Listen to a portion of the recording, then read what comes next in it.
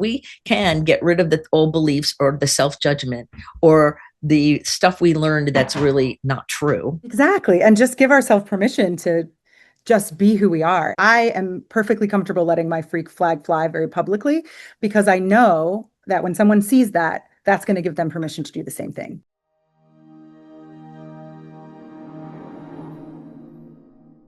The hidden cost of masking. Hi, friends. It's Dianne here at Someone Gets Me, and I have my really good friend Sandy Bean with me. You are going to love listening to her, and if you're coming to the retreat, you're going to get to meet her in person. Anyway, Sandy is an expert in neurodivergence, and we hit it off the moment we met each other because we're both neurodivergent. Anyway, we're going to talk today about masking and the cost of masking and the what really happens to us, because a lot of times, you hear that word masking get thrown around. I hear it all the time on social media, and people say, oh, you're masking or this or that. Well, do you really know what it means and what the cost of it is? I mean, some of us who live it probably know it better, and I'll bet there's some of you who are paying the price and you don't even know it yet. And so the whole point of this show is going to be to help you see in you something that maybe you want to look at, or to notice it in somebody that you love and care about so you can have more compassion for them, because it's tricky. It's very tricky sometimes. So I want to welcome you to the show, Sandy. Thank you for coming on Someone Gets Me with me. This is going to be so fun. I'm so excited to be here. And I love it when, when you meet someone that gets you, just like the title of the show, you're like, I see you. And the conversation always just flows, especially with neurodivergent people. We just have layers and overlaps of wonderful things that it's always so great to talk with you. So I'm excited to chat about this subject for sure. Oh, this will be really fun. So tell everybody a little bit about how you got started, and when did you know you were neurodivergent? When did you know? How did all this kind of unfold? And when did you, and my bigger question too within this is, when did you learn to make friends with it? Ooh, okay. So I have always been, so I was I grew up in the 80s, right? And that was when giftedness was like this big thing, this big initiative, and they were putting lots of money into it and putting kids in, different schools and gifted programs. And so from, I think, second grade, I was pulled out and put into, a 1 day a week gifted program. And then we were bussed over with all the other gifted kids. So I knew there was something different. But at that point, a lot of what we understood about gifted was just academic in nature, right? That was what, oh, those are the smart kids, right? But and not having a frame of reference because I was with other gifted kids, I didn't really understand the difference between neurotypical function and gifted and twice exceptional function until probably middle school, because that's when, which is always so fun for everyone, that is when the all day everyday gifted ended and we were mainstreamed, and it was like it was such culture shock. It was awful. I didn't know it. Nobody wanted to hear info dumps. And I have a quirky sense of humor and I love to read. And it was like, I just wasn't one of the popular girls at all. And it was really difficult. Like I was bullied and just had a really difficult time sort of fitting in. And I knew something was different, but there wasn't really, language around it. And when I look back, all through high school, there was heavy masking, anxiety. I didn't have the skills to study, or I didn't have the ability to ask questions. I wasn't comfortable struggling in front of authority, as we know now happens when you have gifted kids who don't create that relationship between effort and achievement, right? Or build those skills when it's, a purely like, let's color this different colors because you're the gifted kid. It's like silly. So I think that eventually it caught up with me. By my senior year, I I went from being in my top 20 of my class, down to like maybe 60 because I would just skip school. I wasn't a bad kid, but I would skip and go to art lectures at the art museum or the history lectures at the history museum or read or whatever. And I didn't have it in me anymore to continue. And I dropped my AP classes. My first year in college, I totally tanked a full ride scholarship because I was having a nervous breakdown and I couldn't figure out why. I just hit this wall of being able to fake it, right? I needed skills that I didn't have. And so it was at that point I had my son. And I said, okay, I have to figure out what's going on, and started therapy, and really I was able to sort of dig into that a little bit and understand the gifted brain. It was then that I started school as a teacher. I started education school and specialized in gifted kids. And as I was studying human development and really digging into it, and it just became such a hyper focus, I started to go, the light bulb started to come on, like, oh my gosh, that and that I think was when I started to have compassion for myself. Like I didn't have those skills. I could certainly fake it, but only to a certain point, right? There's only so long you can do it.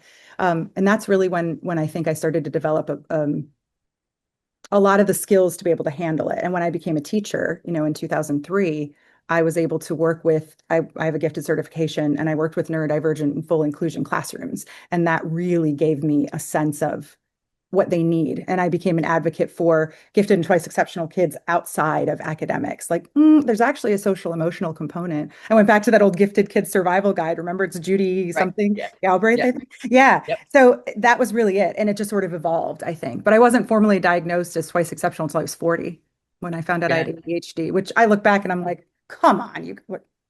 But Like a yeah, girls didn't have ADHD in the 80s. What are you talking about? No, no, there was no such thing. There No, was we weren't certainly allowed. never anything like that because I'm a little bit older than you, and when I Mhm. had to deal with it either, it's like, but hold on. I remember being at a gifted conference and I was presenting, and then I went into one of the other presenters and I'm listening to them and I'm like, hold on, that's me, that's me, that's me. And it was Epiphany Day because I'm Mhm. like, oh, that's what it is. Yes. I was And like, then, I'm not lazy. I'm not irresponsible, right, right, you you know? know, Hmm. right. And I also that same time saw all my brother in there, and I'm like, oh, it was completely changed my world just by this person sharing what they knew because I could just put all the data points together and Amazing. see it and it a whole different level of self-love and compassion and It, understanding. it really Like, is. That oh, it unlocks it. But grief too. I yeah, felt grief, I think, yep. Grief, because I think grief comes right after the awareness. It's like, oh, and then there's a sadness of what has been lost.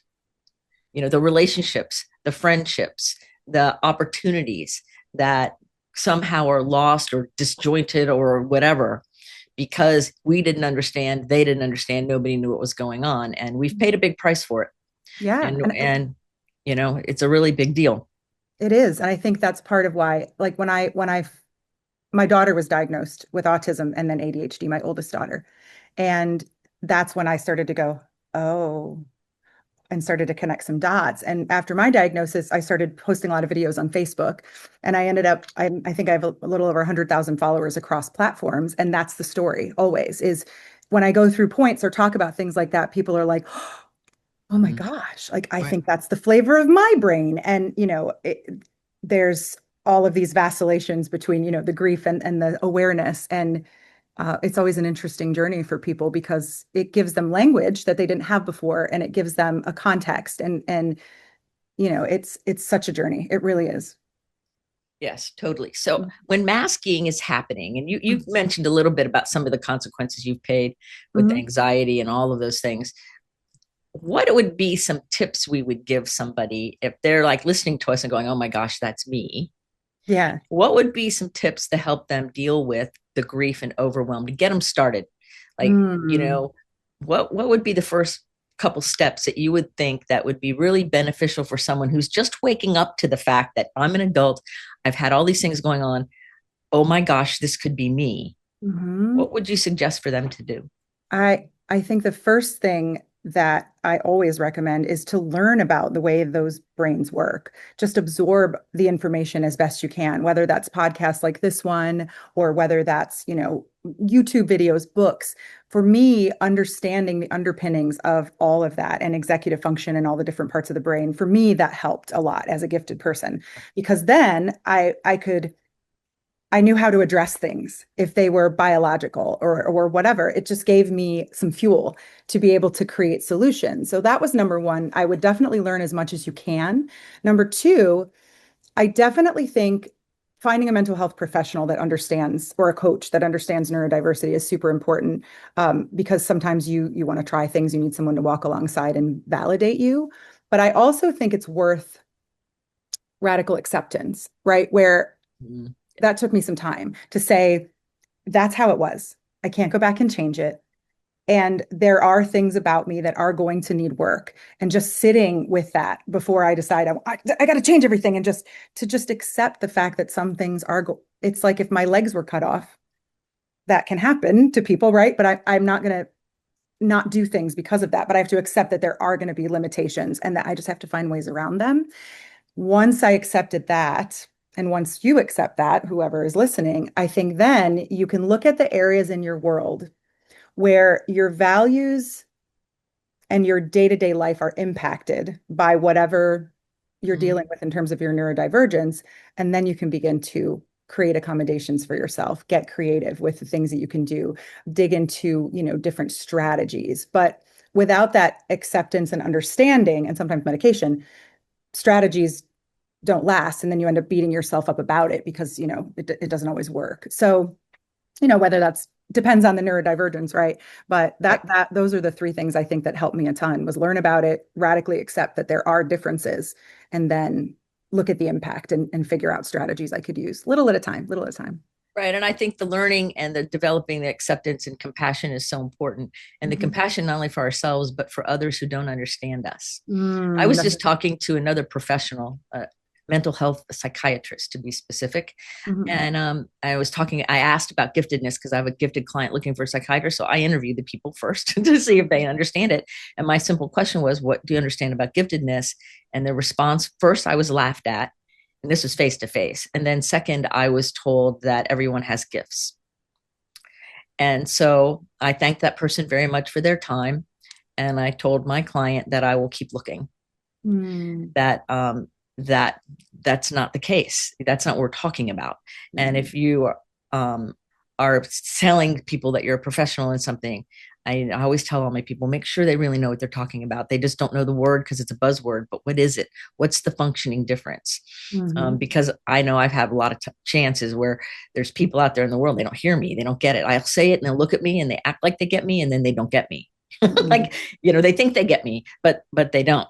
So when masking is going on with all of Mhm. us, because we do it from time to time, regardless, and the issue is some people get stuck in it all the time, and then some of us kind of go in and out of it because we have to function in the world. I always call it like navigating. It's kind of Yeah. like in the Olympics where they have those the kayaks that run down the water and they're flipping over and they're going through the things. That's Yeah. what I imagine it's like for a lot of us. It's like it's a wild ride, and there's a few little rests along the way, and there's poles and there's stuff, and we're upside down and we're doing this, but we Sure. make it somehow to the finish line, and sometimes we even win, and nobody can see how it is that we got there, including us, because we're underwater most of the time, right? The middle is very messy with us. It's very messy. Right. And Mhm. so in the middle of all of the mess and the stuff, we can emerge. It's kind of like a phoenix, right? Because Mhm. there's all these really amazing things that happen. So what do you see are some unique talents and gifts and awesomeness things that somebody has? Like, because it's good to talk about, we can talk about what's wrong, Of but course. what is the gift in somebody who can mask or not, or the gift of neurodivergence? It's such a big question. I think with masking, so I like the way I explained it this way too.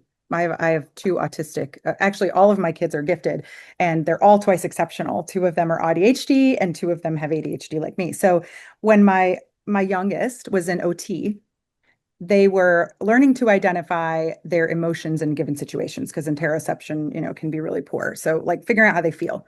And they were getting frustrated. They were like, this is stupid. I don't want to. And I said, listen, you don't have to use this language or this strategy all the time. But when you're trying to function in the world and you need to advocate for yourself, you have to be able to articulate it in a way that other people understand. It's kind of like if we're going to go to France, I need you to understand how to drive on the roads and how to speak French. I'm not trying to turn you into a Frenchman.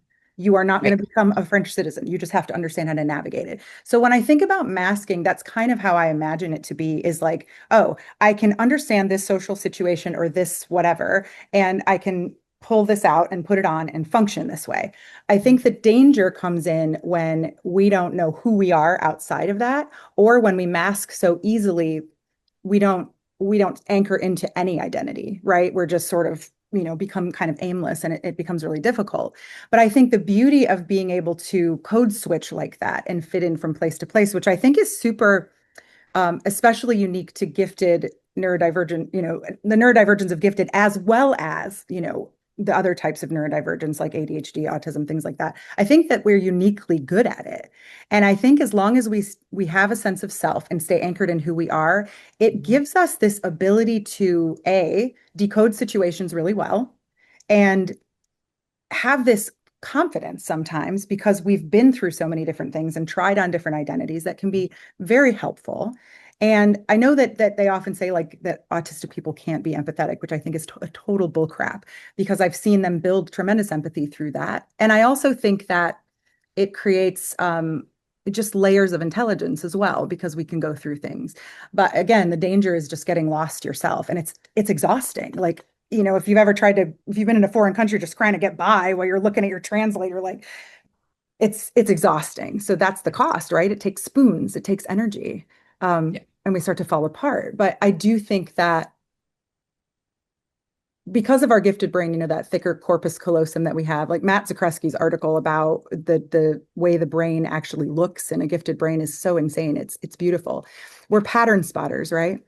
Mhm. And so our ability to mask, I think, really is powerfully tied to that, where we can say, oh, this is how I'm supposed to act. This is what I'm supposed to say. And so I think that's really a valuable skill, to be able to do that.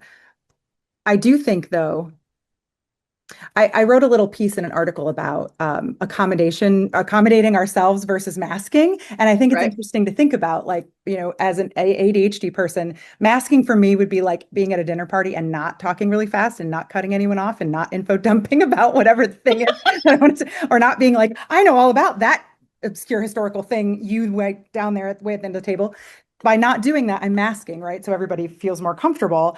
But I think that it's not as comfortable. So rather than mask, I would accommodate myself by quietly excusing. Like, can I butt into that conversation? Or I write down what I want to say so I don't cut someone off. So I think there's a way that you can accommodate yourself without necessarily masking that allows you to navigate with social grace, but Mhm. not wear yourself out or get lost, I think, in the sauce. Right. Yeah, That's I think that's been a fine line for me.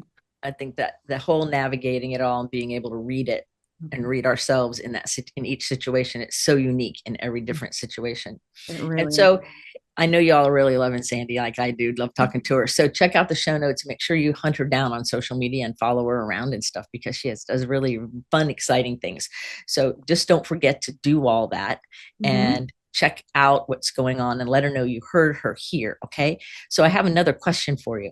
Yeah. And this is a little bit more personal, but I think it's important because it's a topic that is really big in my heart these days, and that's one of being overwhelmed. Mm. Stimulus stuff going on in the world, things are happening everywhere, and then they're happening within us. So we feel everything and nothing and all that. And so, how do you handle when you get overwhelmed? Like, what does Sandy do for Sandy when overwhelm comes along into your world? That's a great question because I like to explain it like my brain is full. Like I'm like, I don't know what to do, My brain is very full. I have to stop. I've gotten really good at giving myself a timeout. I have my things where I feel comfortable. I tend to go in my cocoon. So from a sensory perspective, when I feel overwhelmed, I try to make sure that I'm grounding in that, right? That I'm in an environment that feels steady, that feels safe, that feels comfortable, if at all possible, and that I resource, right? That I eat, that I drink. Again, going back to that interoception, we don't always know when we're hungry until we're hangry or when we're thirsty until we're super parched. So going back to basics of making sure I'm sleeping, making sure I'm eating, making sure I have water. So at least I know from a physiological perspective, it's not going to contribute to my overwhelm. And for a lot of people, especially people with ADHD, that can mean that there's only, or even, autism, there's certain safe foods that you want to keep around when stuff's going on that you'll always be okay with. For me, it's something I can just grab and eat, right? Because I sometimes decision fatigue comes very quickly when I'm overwhelmed. And if I have to make any decisions about meals or what to wear, it will derail me. So I try to make sure I keep everything quite simple in that way. And then I think it goes back to the radical acceptance when we're talking about things going on in the world. Like you and I were just talking about existential, grief and crisis and stuff and how we absorb everything around us. I think we have to give ourselves a little discipline and get the information that we need, but not marinate in it, and accept that we have control over this sphere and that's all, which is really hard for people with brains like ours who want to just change the world and fix it all right now. And it's really difficult. So I think trying to be realistic about that can be helpful. And for me, that sometimes looks like journaling. That sometimes looks like talking to you and putting perspective on things. It sometimes looks like consuming only a certain amount of news before I detach and do something that's more creative or nurturing to my soul, but not allowing, giving myself some boundaries around what I'm allowed to absorb, is really, really helpful for me. Yeah, I think the boundaries are important. You know what I say to myself when I start getting distracted? You just reminded me of it. I always say nose and toes. That if it's outside of my nose and toes, it's none of my business. It has to be within nose and toes, or it's not within the sphere, and we're good. We're good. That's nothing I can do, right? And I think that it comforts me to know that I can have influence in my sphere. Like I feel very good about that. But I know Right. there are other people that are just as passionate that are doing their thing. So if we all are, just doing the very best that we can with the gifts that we have, that for me is a comforting thought. So I'm like, all right, that's not my wheelhouse. Can't fix that. I'm just gonna be right here in my little farm and do what I've got to do. So, like whatever it is. Um, that can be really helpful. But sometimes when I'm just totally overwhelmed and done, like I have to touch grass. Like I'll go for a walk or move my body or shake. Madison has these really cool things called touch points. You have to get some. They're like these little buzzers that they're like two wristbands and they provide bilateral stimulation. They like bzz, bzz, bzz, bzz. It's the coolest thing and it calms my brain like really fast. It's a really neat strategy. It's the coolest thing. So sometimes I have to resort to the gadgets too, but it depends on the I, day. I use a lot of binaural beats and things because that Yeah. it's like, okay, good, we It's can so do good. that. Or solfeggio frequencies. And I love like I have Yes. specific candles or incense. Sensory stuff for me is such a big deal. Like, or a hoodie that just feels really good can be really grounding. I don't think people realize how ungrounded we can be when stimuli. You've got something, lots of things are coming at us. Um, Right. lots of stuff's happening. All Yeah, those exactly. things, right? Exactly. I know. So it's so funny because it can be a lot of hard work just to like manage this world, with Hmm. all of the different things we're doing. And so when we have that place of surrender, we're doing really well and we can go for it. And so then we get to feel joy, Mm. right? Hmm. And one of the things that I like to teach people is that one of the ways that we can be joyful is to jettison old beliefs and yield to who we really are. Mm. JOY, right? And so I really think that what you're saying speaks to that, that we can get rid of the old beliefs or the self judgment or the stuff we learned that's really not true. Hmm. Either it's old news or it was ignorant news to start with, because we're always learning about giftedness in the brain. It's changing all the time. All the time. It's Yeah. not static. One of the things I had to grieve a lot was there were no words for some of these things when I was young. Hmm. They just weren't. I remember I was in college. I went to college when I was 16 at the University of Florida, and I remember vividly calling my mother like in the first week of school, and I clept out of my first year, so I'm like a sophomore up there, and I'm going, Mom, I figured it out. And it was profound in that moment. Like I remember today, like I was 16. And I Hmm. said, our definition of normal is not other people's.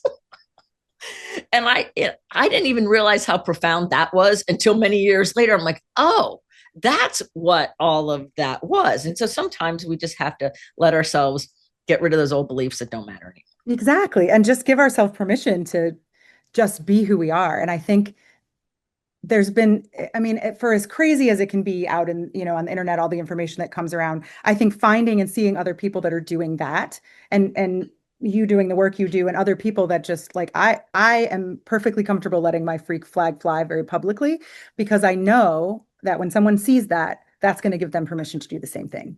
Yes. And that's part of the visibility of that I think is really beautiful. Yes, I Mhm. agree 100%. So I have one education question before we start to wrap up because I could talk to you forever.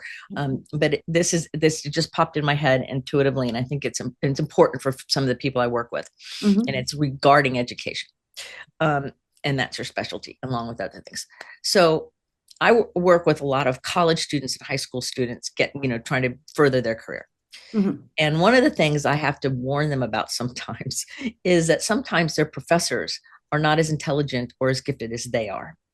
And they see things and have data points and put things together much faster and might even know more information about a certain topic or a part of the topic than the actual professor or teacher because they just do because they dive into it.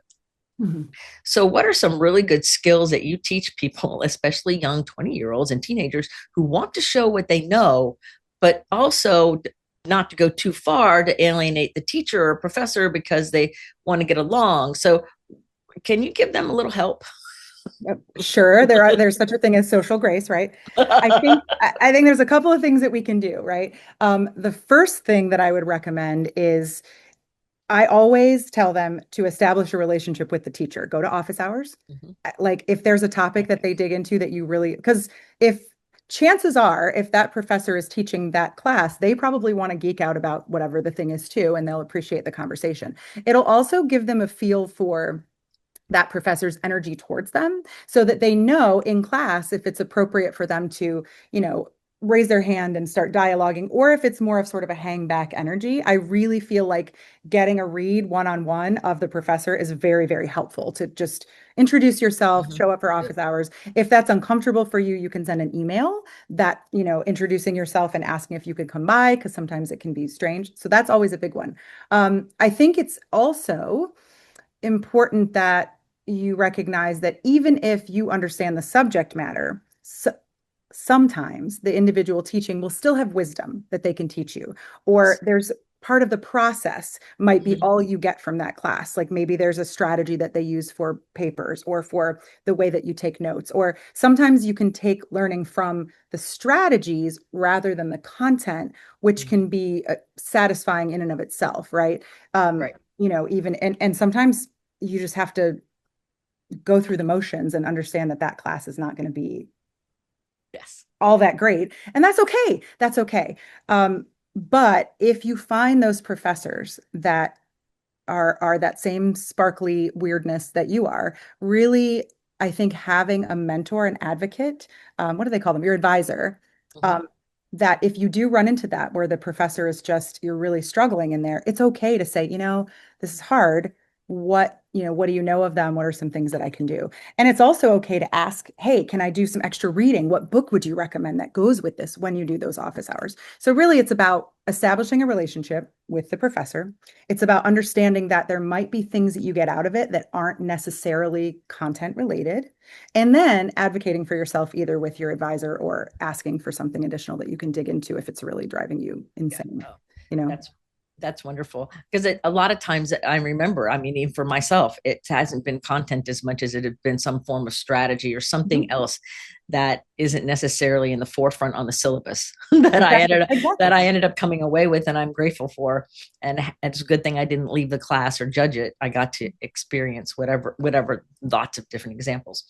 So I Hmm. have two final questions for you because I'm really paying attention to honoring your time. Even though I could talk to you forever, so I'll just have to do this again. Yeah, Um, I'm I not don't mad at know, it. right? Mhm. So, what is the most memorable food you've ever eaten? Ooh, the most memorable food I've ever eaten. Let me think. That's hard because I love food, but I would say, gosh, the first time that I had birria here in Florida, I never had birria before, but these amazing birria street tacos at this Colombian place. I think I'm from Ohio. We have like a lot of like Russian immigrants, Italian immigrants. I never had Latin food really before, like really good Latin food. And it felt like I had it with a Corona, and it was right when I moved to Florida in 2019. And that was like, for me, it was sort of felt like I was ushering in something new. It was a sort of a different cuisine. It was sunny. The Corona was cold, and it was like it's such a simple food, and it was such a simple meal, but it really felt like ushering in something where I had sort of cracked open. So that it was freaking amazing. That stuff was Oh, delightful. So I loved it. that is that is beautiful. Hmm. Okay, is there anything that you wanted to share on the show that I didn't ask about, or something on your heart, so that when we feel complete, we're complete? Because I have one final question that we'll close with. I would say that I just want people to remember that just because you have a gifted brain doesn't mean that things are always going to be easy. It simply means that if everybody has a bucket that they learn in, yours is bigger. and it fills up faster. So you can learn really quick, but it doesn't mean that things won't be difficult. So, having some compassion around that and understanding that you're still a human being is, I think, the best piece of advice I could give anyone. And yeah, and if you find a therapist, make sure they do understand gifted people Yes. because you will get frustrated real quick. And yeah, so that's really it. I think sometimes we have such high expectations. I think perfectionism is one of the things that I see gifted adults and twice exceptional adults struggle with so much, is Mhm. just understanding that not everything is always going to be easy and that's okay. And done is better than perfect, right? Right. Mhm. We say done is better than perfect when I'm quilting, and I remind myself of that everywhere else in my life. Exactly. Like I'm going to get it done and that's okay. Yeah. Whatever it is, it's going to be Mhm. good. This is how Exactly. this is going to be. All Mhm. right. So, our final question of the show is this. If we were going to put a billboard up that the entire world was going to see with Sandy Bean's quote, your personal quote on it, that you would like all the world to see, what would that billboard say? Oh my goodness. That is so hard. That's a very hard question. Um, I would say belonging is the key. I really would. Because for me, a sense of belonging and connection really is a solution to everything. Creating connection. We're not meant to do this alone. And I think the underpinning of a lot of the violence and a lot of the discord and the poverty and all of the things is because of that, is because we forget that we are connected, that we do belong to each other. And, I forget what poet it was that said, we're all just walking each other home. Was that Maya Angelou? I Um, know Ram Dass said it. oh, Ram Dass said it. Yeah, that's what it was. And it's so true, right? So that's what I would say is, belonging is the answer. Like, and in practice, that's what that looks like, is making sure that you're building connections and creating space for others. I think it would really heal a lot of what is hurting people, you know? Yeah. Oh, absolutely. I Mhm. often say connection's the correction. So I like the belonging. I love that. Yeah, yeah, Well, exactly. I want to thank you for being here with us and sharing your wisdom and your enthusiasm and your energy and all of that here on Someone Gets Me. It's been so fun. We're going to have to do another show because I have so many other questions popping in, Let's do it. and we have to be respectful of both of our times and our lives. Right. Outside. What you mean we can't hyper focus for 3 hours and just talk? What do you mean, We Diane? could do that. That would be fun to do a marathon show. Yeah, that would be. I would really love to do that. Anyway, so I want to thank everyone for listening to the Someone Gets Me podcast, and remember to keep your face to the sun so the shadows fall behind you, because you are a rock star. You're here on purpose with a mighty purpose. So go out there and create that sense of belonging for yourself, and remember, you are beautiful, lovable, and capable. Until the next episode of Someone Gets Me, this is Sandy and Diane saying, be well.